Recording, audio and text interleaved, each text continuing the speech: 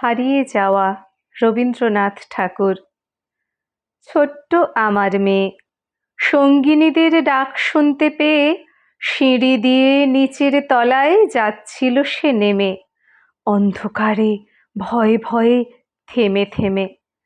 হাতে ছিল প্রদীপখানি, আঁচল দিয়ে আড়াল করে চলছিল সাবধানী।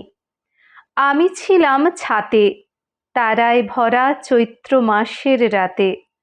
হঠাৎ মেয়ের কান্না শুনে উঠে দেখতে গেলেম ছুটে। সিঁড়ির মধ্যে যেতে যেতে প্রদীপটা তার নিভে গেছে বাতাসেতে। সুধাই তারে, কি হয়েছে বামি? সে কেঁদে কয় নিচে থেকে, হারিয়ে গেছি আমি।